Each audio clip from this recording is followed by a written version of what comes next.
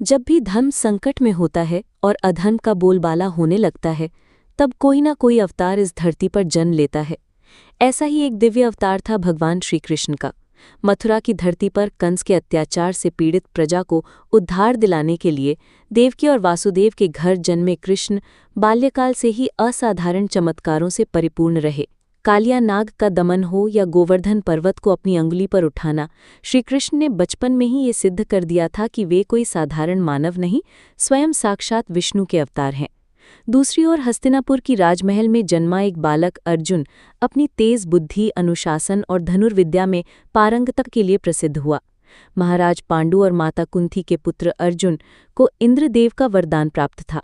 उन्होंने गुरु द्रोणाचार्य से शिक्षा प्राप्त की और अल्पायु में ही अनेक युद्ध कौशल में सिद्धि प्राप्त की।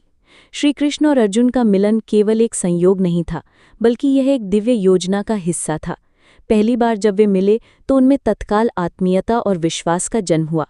धीरे धीरे ये संबंध इतना गाढ़ा हो गया कि श्रीकृष्ण ने अर्जुन को अपना प्रिय मित्र, शिष्य और धर्मपथ का सहयात्री बना लिया।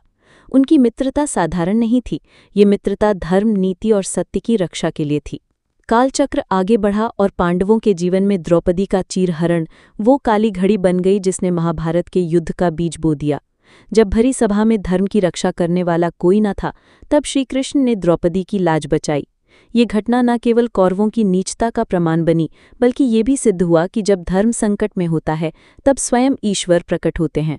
जब महाभारत का युद्ध अनिवार्य हो गया, तब श्रीकृष्ण ने दोनों पक्षों को ये विकल्प दिया कि एक उन्हें जो शस्त्र नहीं उठाएंगे और दूसरी ओर उनकी विशाल सेना को चुना जा सकता है। दुर्योधन ने सेना को चुना, जबकि अर्जुन ने स्वयं श्रीकृष्ण को अपना सारथी बनाना स्वीकार किया। यही निर्णय बाद में महायुद्ध का परिणाम बदलने वाला सिद्ध हुआ।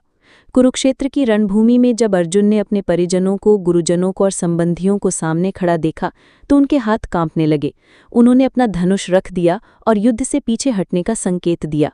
उन्होंने श्री कृष्ण से कहा कि वे अपनों को मारकर क्या पाएंगे। राज्य, सुख, वैभव सब निरर्थक प्रतीत होने लगे।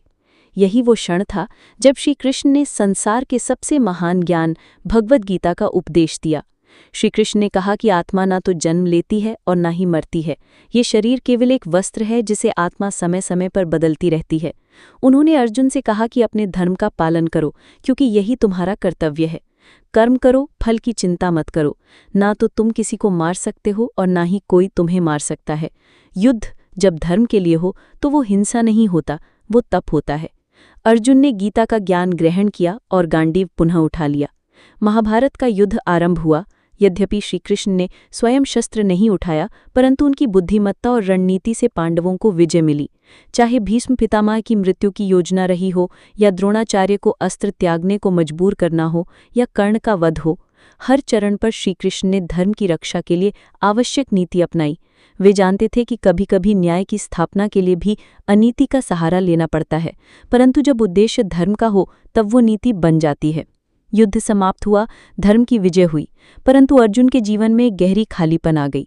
जब द्वारिका का अंतकाल आया और श्रीकृष्ण ने पृथ्वी से विदा ली, तब अर्जुन का सामर्थ्य भी क्षीण हो गया। उनका गांडीव पहले जैसी शक्ति नहीं रखता था। ये प्रतीक था इस बात का कि अर्जुन की सारी शक्ति श्रीकृष्ण से ही थी। जब ईश्वर साथ हों, तब एक सामान्य मनुष्य भी असंभव को संभव कर सकता है।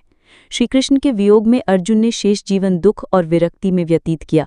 अंततः उन्होंने भाइयों सहित हिमालय की ओर प्रस्थान किया और अपने जीवन का अंत महाप्रयाण में किया। ये कथा केवल इतिहास नहीं है, ये जीवन का पाठ है। श्रीकृष्ण और अर्जुन की मित्रता ये दर्शाती है कि जब सच्चा मार्गदर्शक साथ हो, तब जीवन की हर लड़ाई जीती जा सकती है। अर्जुन जैसे वीर को भी मार्गदर्शन की आवश्यकता पड़ी, और श्रीकृष्ण जैसे भगवान को भी अर्जुन जैसा पात्र मिला, जिसके माध्यम से वो गीता का दिव्य ज्ञान संसार को दे सके। आज भी जब कोई जीवन में भ्रमित होता है, गीता उसके लिए प्रकाश बन जाती है। और अर्जुन वो हर व्यक्ति है जो जीवन की रणभूमि में खड़ा है, अपने धर्म, अपने कर्तव्य और अपने अस्तित्व की लड़ाई लड़ रहा है।